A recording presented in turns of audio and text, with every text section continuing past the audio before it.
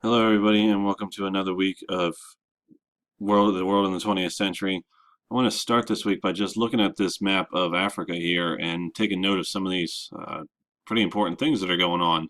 It's color coordinated in terms of what European colonial power controls what through the 19th and 20th centuries. We have, so in this blue region here, that's all French-controlled territory. Um, so this sort of brownish color, that's British territory, and you can see the color coordination down here. There are two countries that remain independent through this whole time period of European colonization. Liberia would be one of them. If we were in a regular classroom, I would ask you, who founds Liberia? What's it all about? I'll tell you now because I can't ask you. The capital of Liberia is called Monrovia, and that is after President James Monroe, United States' fifth president, founds as a sort of back to Africa sort of a project that certain people have been calling for. It's not very popular at all, but Liberia today remains as it was. It's founded in 1847 as a country that has taken from some British and French territories. Ethiopia is the other uh, continent or country that remains independent in Africa through the entirety of its history, pretty much. When Benito Mussolini, the leader of Italy before World War II and during some World War II, had tried to invade Ethiopia because he wanted an Italian colonial power or colonial colony for Italy. So the Italians invade and actually end up losing to Emperor, his name is Haile Selassie of Ethiopia. Eritrea, you'll notice, is right north of it. Used to be part of Ethiopia. It was an Italian colony that did get conquered. Ethiopia, though, remains independent. There is a bit of an occupation phase, but they never stay. The Italians don't stay there very long at all, so they do remain independent through this whole time frame. But just take note of this map here. I'm sorry, I'm looking all over the place. Take note of this map here, and you'll see that the entire continent, save for two countries, was ruled by a European power, and at some points during the 19th and 20th century. And what's important about that is that Africa struggled to develop in large part due to this colonialism. And as we go through this PowerPoint, just kind of keep that in mind. So the first thing we want to say is that Africa under colonial rule, it's weird because the boundaries of Africa are not natural boundaries.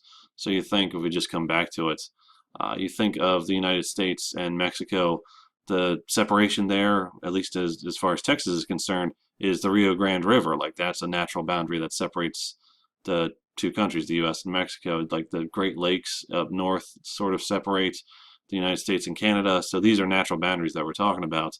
But in Africa, that doesn't really exist. A lot of these countries are just sort of drawn on a map by Europeans. So just for an example, in Nigeria, this country here, there are three major ethnic groups that make up the majority of that country, and they got stuck together because Britain decided that they wanted to rule that particular area, and with negotiations with the French and the Spanish, that's the area that they got to control. So they are very weird. They're not natural boundaries at all. That's something to keep in mind as we go through here. Excuse me. These colonies are they're a very hands-on process for the European colonial powers. European colonial overlords send in governors, even up to the eve of World War II. They're sending in new governors. And a big issue on the whole of the African continent is that it is the least industrialized and least urbanized place on Earth. The whole continent is. I mean, except for, I guess, Antarctica, because nobody lives there except for a couple of scientists. So it is there's a lack of industry and a lack of urbanization. There are only two major cities on the entire continent. In the north, you have, or at least I shouldn't say today. Today is a little bit different, but through the 19th and the early 20th centuries, the only two major cities in the north, one is Cairo, that's the capital of Egypt, which was ruled by Great Britain for an awful long time. And in the south is Johannesburg, which is, it's not the capital of South Africa, but it's certainly one of the larger cities in all of Africa. So that should illustrate that there's only two major cities on the whole continent. I mean, there are other pretty big ones. If you go through African history, you'll notice that Timbuktu is kind of a big deal in terms of a trading empire. Alexandria has also served as the capital of Egypt for a little while. It's also a rather large city, but for the most part, these two cities are the big ones. So just keep that in mind as we go along here. I know I say that an awful lot, so thank you for keeping it in mind. Africa, for its part, sees Europe fighting each other for freedom during World War One and World War Two, and in large part, they have to participate in that fight. The colonial or colonies are called on to send in soldiers. There were African soldiers, and as far as Great Britain is concerned, there are soldiers from India and elsewhere that have to come in and fight alongside, and we'll talk about India later, alongside the Europeans who are involved in World War One and especially World War Two.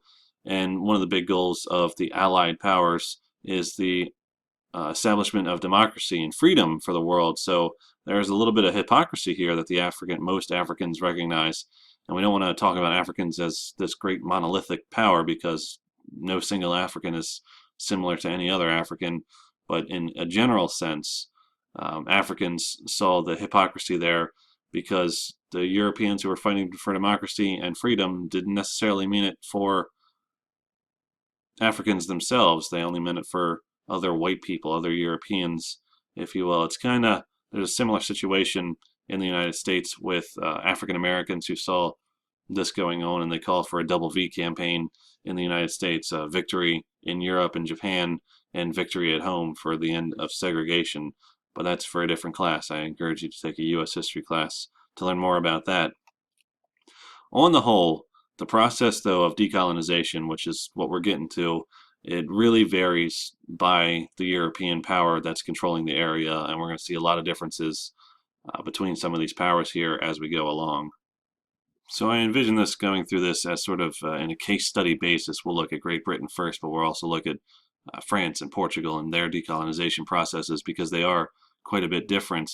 And we'll start, of course, with Great Britain because they are among the first to do that. And the first colony that they release, if you will, is it's called the Gold Coast for an awful long time, but it becomes Ghana in 1957.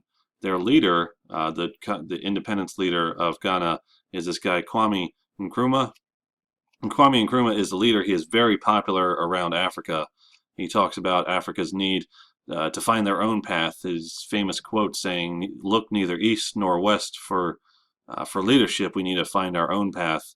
And keep thinking about the bipolar world that is the Cold War 20th century. Looking east would mean to the Soviet Union, west would be to the United States. So he's saying, let's not do that. Let's find our own way.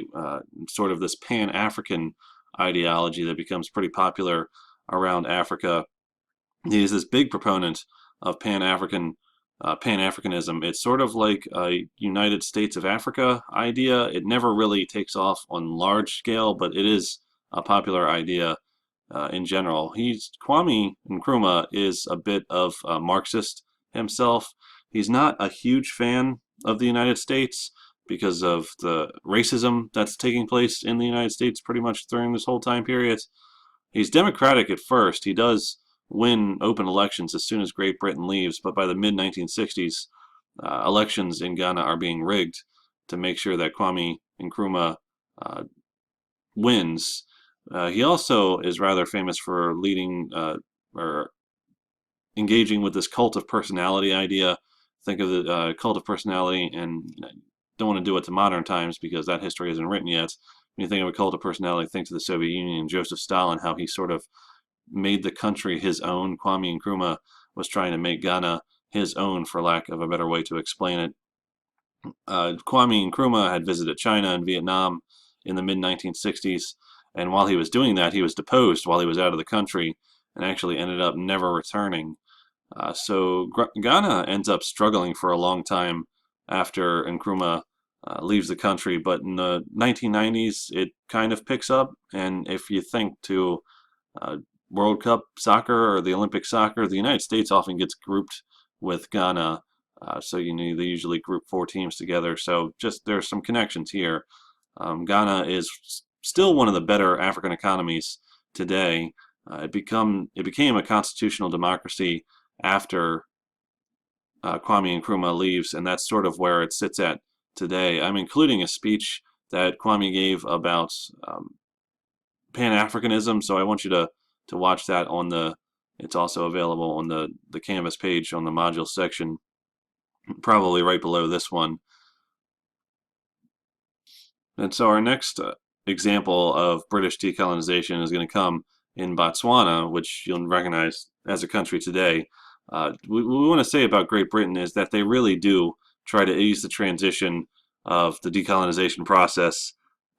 They do it a lot better than others. They do it better than Belgium, especially, and Portugal, especially, and France, too. So it is a more gradual transfer of power, transfer of colonial power in British territories like Botswana. Sort of, there's this shared power situation for a little while they're the Botswanans are transitioning to their own governments, and it is a rather gradual process. But they also, Great Britain involves native Botswanans in all of the decision-making process during this transition period, which is a little bit different than a couple of the other colonial powers leaving, like France and Portugal. So Botswana, for their part, and most colonies that were Great Britain's possessions, do become some of the most politically stable and economically successful in Africa.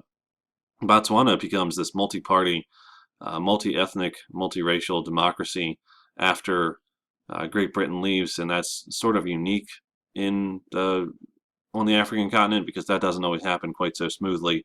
But it does happen with most British colonies. So by 1963, all former British colonies in West Africa, especially, had become largely independent. Most of the time through peaceful negotiations. There are some exceptions, and the big one here that we're going to talk about is Kenya. Now, the reason that Kenya is a problem in terms of decolonization is that it had been a very popular place for British people to settle. So, like, white British citizens went to settle in Kenya, becoming landowners. They took lots of farmland. The large ethnic group in Kenya, the largest ethnic group, is it's a difficult word for me to pronounce, Gikuyu. So these Gikuyu are the most affected, and it ends up leaving this colonization, British colonials there. It leads to what's known as the Mau Mau Rebellion in 1952, and Great Britain actually has to send in soldiers to put it down. They end up fighting this 8-year-long war, but the British decide later on, after 8 years, that it's not worth it, and they end up granting independence to Kenya. Their first president is this guy, Jomo Kenyatta. He becomes the first president of independent Kenya and also provides the namesake for the country after independence. And so what happened, just back to those British settlers, they were not very popular at all because the native Kenyans, whatever ethnic group they happen to be from, saw them coming in and stealing their lands and using it for themselves, becoming actually rather wealthy for themselves. Think of it in terms of sort of a plantation system, but not like they're picking cotton or anything. They're farmers first and foremost. So it was that type of situation in there. But that is the exception. Great Britain, for the most part, does a very good job in the decolonization process. Not to excuse them for being colonial masters to start with. But we're going to turn now to one where it didn't go quite so good, and that's in France. Oh, here's an image of the Mau Mau rebels being held prisoner by British soldiers, and here is Jomo Kenyatta with a fancy hat. So that moves us on to France. France was not so willing to give up their colonies. They really didn't want to give up their colonies after World War II. Now, remember last week we talked about France was fighting a war in Vietnam to keep that colony, and they ended up losing. Well, pretty much immediately after the French war in Vietnam it was over. I mean, remember the United States had been financing a whole heck of a lot of it. They decide that they have to fight a war with Algeria because Algeria is clamoring for independence, but France wasn't willing to let them go. So we get this Algerian War of Independence, which lasts from 1954 to 1962.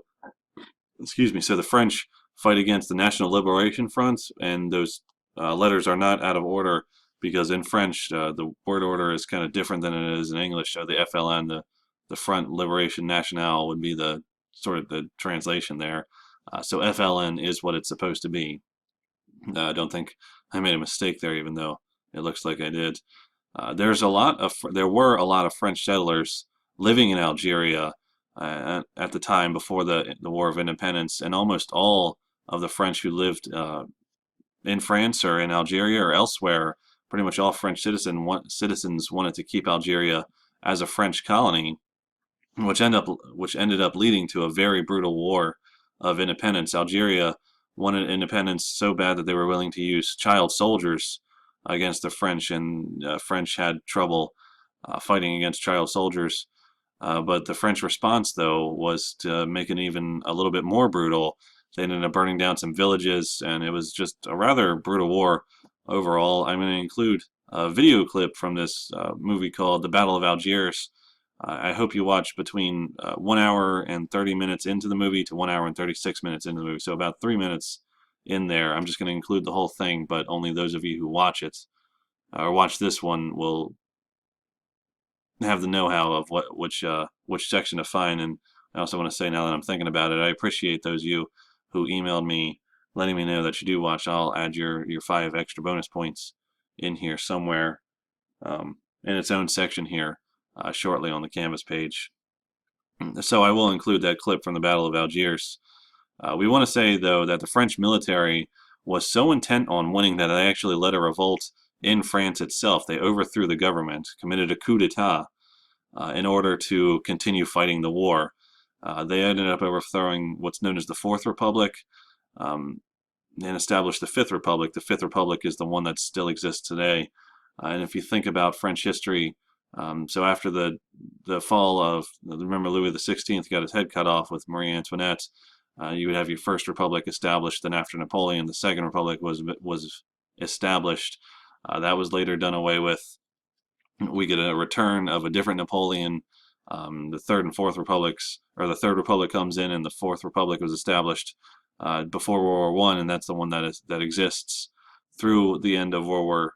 Or excuse me, the third one exists through the beginning of World War II. Sorry, and then once we get to the end of World War II, remember, Germany had occupied the northern part of France, and Vichy France was sort of that puppet state, so that we get the establishment of the Fourth Republic after World War II. So that one is finally overthrown, and we get the establishment of the Fifth Republic, led by this guy whose picture we have down here on the bottom of the slide. His name is Charles de Gaulle. De Gaulle was a hero to pretty much everybody in France. He was given credit for being the French general who led the resistance against the Nazis during World War II. So he's very popular, and he becomes the new president of this newly established Fifth Republic of France, the one that exists today. So this republic exists today. De Gaulle, for his part, quickly comes to realize that they cannot win in Algeria. So after this long, brutal war, he suggests that they need to turn to negotiation. And in an effort to maintain some influence in Algeria, they must negotiate, according to de Gaulle. He proposes what he calls, de Gaulle proposes what he calls this French community, sort of this idea that there's a quote from him: you can break completely with France or become sort of an autonomous region, autonomous country, and participate in this community. So that was a possible option for Algeria, and the Algerians go with it, but it's not popular all over the place. Within a few years, though, the French community grants independence to pretty much all of the colonies who had accepted this French community. Guinea, for their parts, led by this particular person, Sékou Touré. It's a French name. He says no, we prefer poverty to slavery, so it's not popular everywhere, and there's a lot of resistance. But by the mid-1960s, pretty much all former French colonies are independent.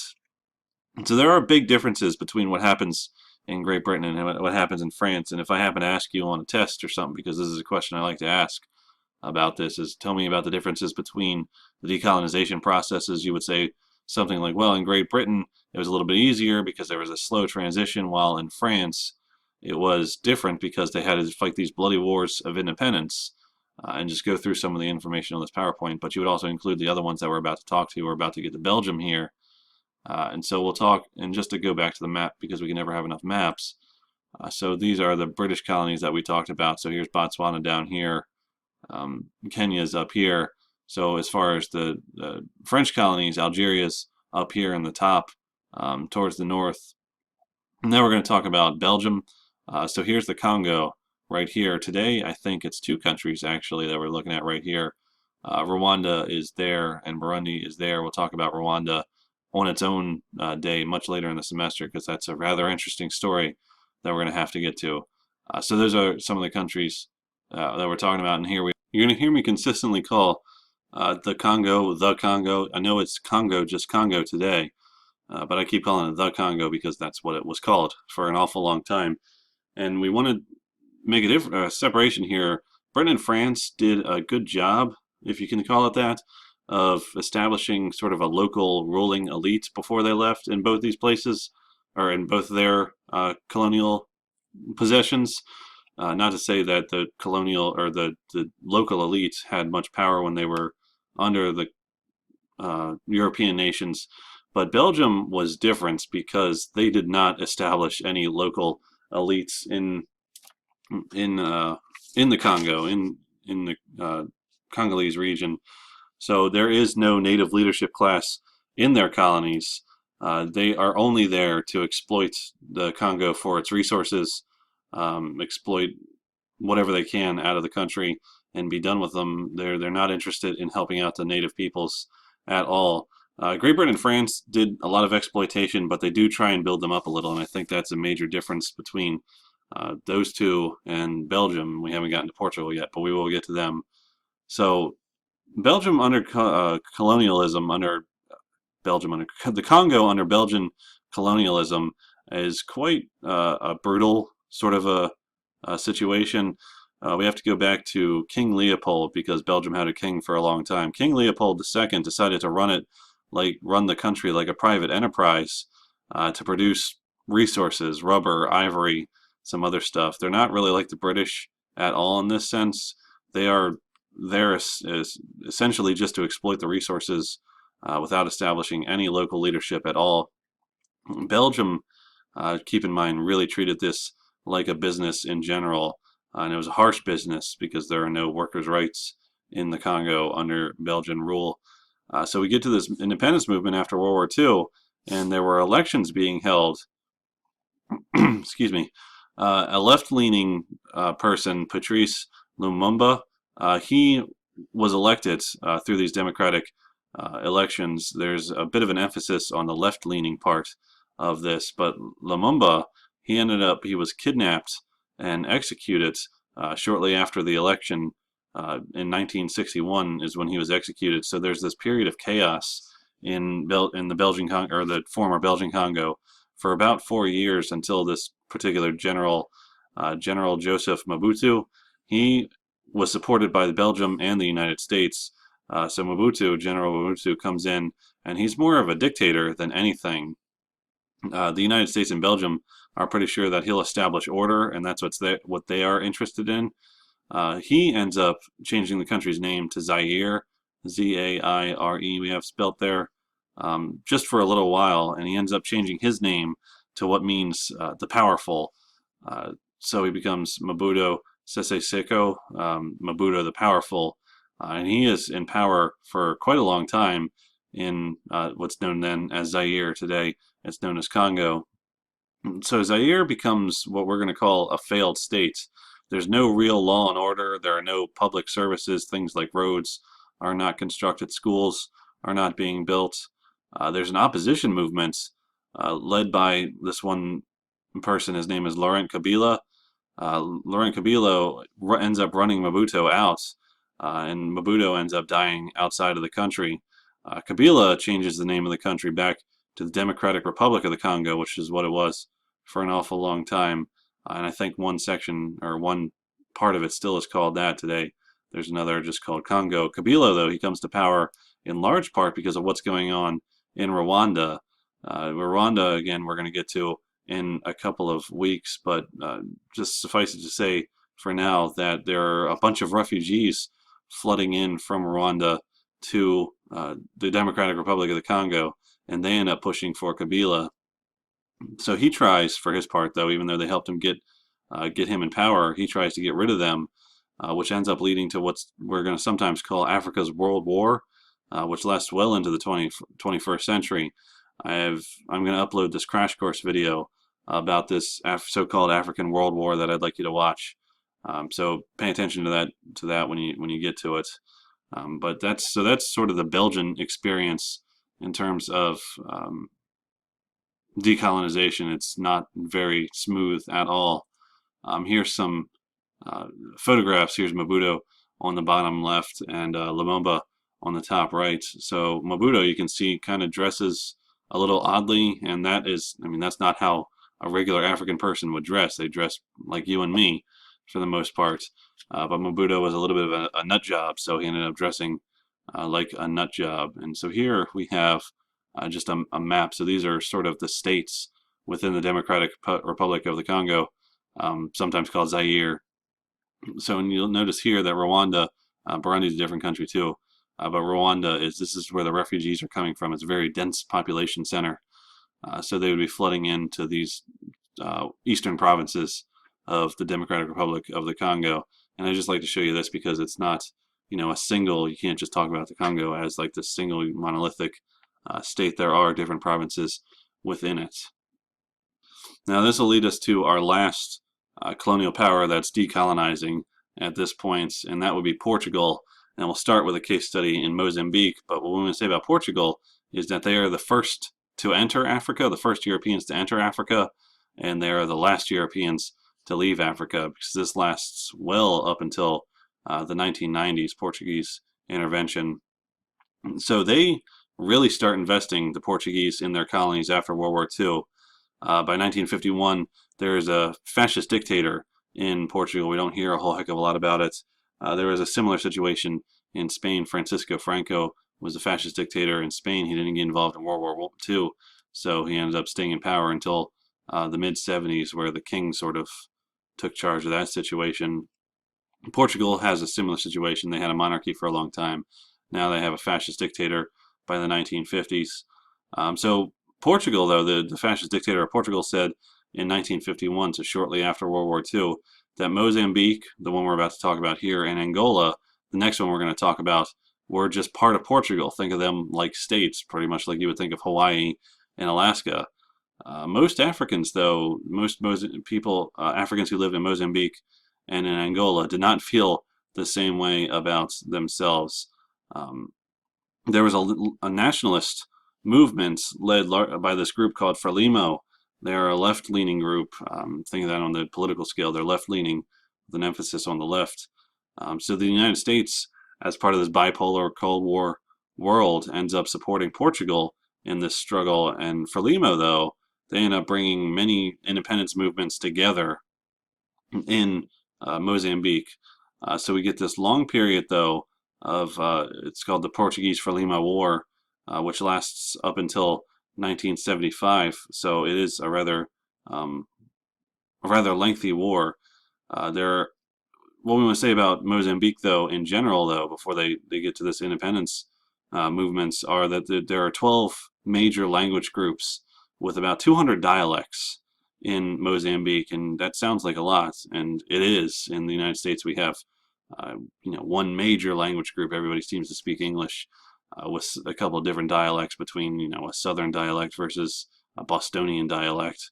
Think about it like that, but even a little bit more dramatic. So think of the difference. Like sometimes you can't even understand people from Australia just because they're speaking English, but it's with such a heavy accent. So that kind, when we're talking about um, dialects. But for Lima, for their part, they do try to break down some of those divisions, the language barriers, um, some of the dialect divisions within Mozambique, and they end up making Portuguese the common language, one of these official languages. They want Portuguese because everybody speaks Portuguese because that was the colonial language in Mozambique. Now, the leader of this group, Frelimo, is his name is Eduardo Monlane. He was actually educated in the United States, and he was an assistant professor at Syracuse University before he went back to Mozambique to participate in this independence movement. He ended up getting assassinated, probably by Portugal's secret police who were sent in specifically to deal with uh, to deal with him, to deal with Eduardo Mondlane. And so he ends up being assassinated, which ends up getting really into the Portuguese Frelimo War. There's a similar war going on in Angola at this time frame. We're going to get to that a little bit more here in a second.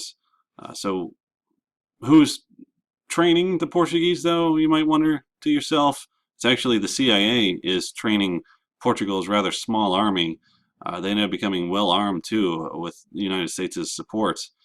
So the Frelimo, for their part, were supported and supplied by the Soviets, but poorly. So it is a bit of a Cold War division here that's going on. The war probably could have gone on forever, but there is um, this moments where a bunch of Portuguese officers end up mounting a coup d'état and overthrow the government of Portugal. And the new government that comes in 1975 decides to grant independence in the same year. So there's this period of withdrawal, which happens very quickly, and they end up taking a lot of the wealth of Mozambique with them, and Angola too. We're not talking about them as much as Mozambique because we're doing these little case studies. And when we're talking about when taking the wealth, they take about $3 million worth of Mozambique's coconut crop with them, which doesn't sound like a lot, but 1975, it's, I mean, I guess it is a lot. In 1975, it's a heck of a lot. They also destroy livestock on their way out just to be super mean about it. So Frelimo comes in power, and they try to create a Marxist-style command economy like had existed in the Soviet Union. But by the late 1980s, Frelimo backs down with their communism because it wasn't working out quite so well in Mozambique. But from the moment of independence, we need to stress there was a civil war going on. Frelimo was not in complete control of the country, even though they were nominally in control of it. So we get this period known as the Frelimo-Renamo War, which lasts until 1992. So from independence exactly until 1992, there's a civil war going on. Excuse me. And so what ends up happening is that Rhodesia, of all places, is another country in Africa, ends up creating this army or building this army specifically in order to go fight Frelimo in Mozambique. So it's a foreign intervention, if you will, getting involved here. So Rhodesia sends this army in, and they're there specifically to fight Frelimo. Now it kind of comes to a head in 1992 when elections are finally held, and Renamo ends up winning these elections, and they call out Frelimo for being corrupt, and there's levels of corruption in any government. So it's debatable about how corrupt they actually were.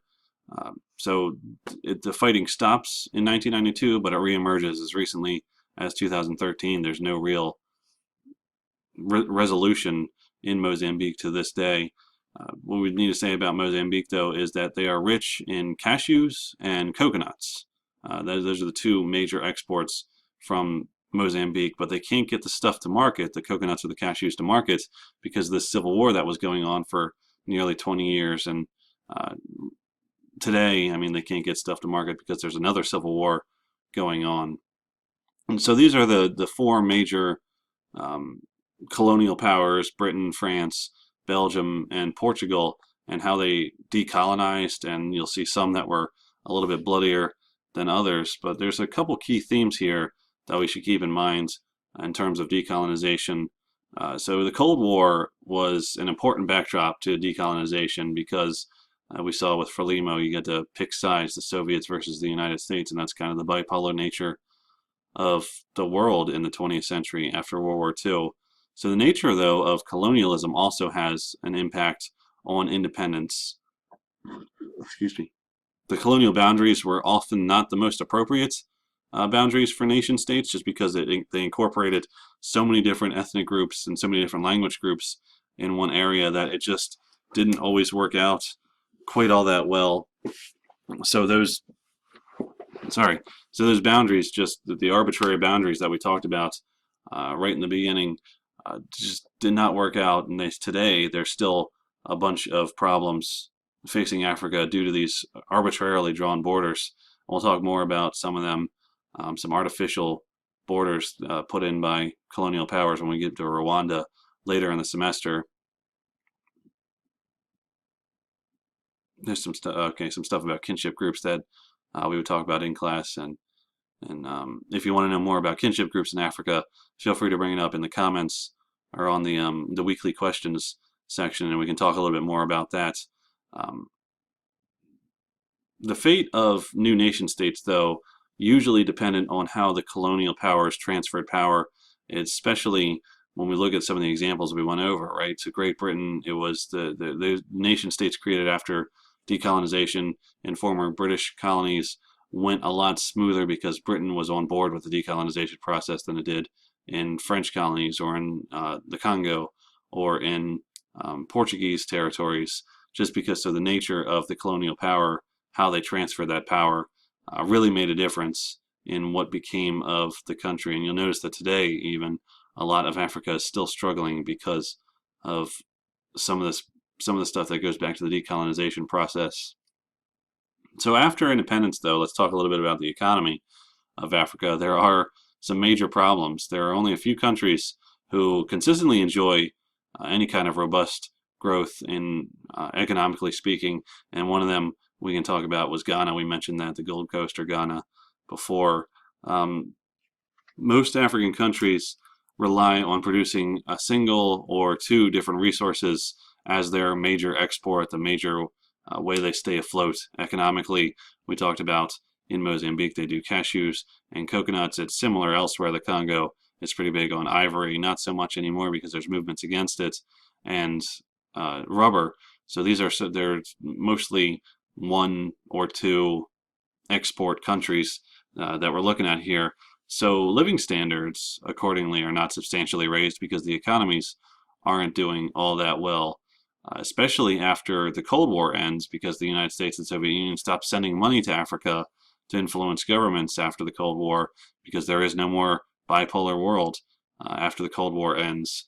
So initially, after independence, we want to end it on a good note, of course, and we want to say initially, after independence, Africa seems to be improving marginally at best, but in recent years, on the whole, Africa seems to be doing a little bit better in some areas. Other areas struggle, of course, and we'll go back to the map here. Think of Somalia. They're not doing quite so very well. They're very unstable as a government. This map is a little misleading because it's not as recent as it should be. Sudan is actually now two different countries. There's Sudan and South Sudan. So there's a civil war going on in South Sudan. There's also in Mozambique. There's still that civil war going on. So it's kind of hit or miss. One exception to all of this problem, to the whole problems here, is South Africa, and you'll notice their date of independence is 1910, and we're going to talk about why that is on the next PowerPoint. So I will see you there.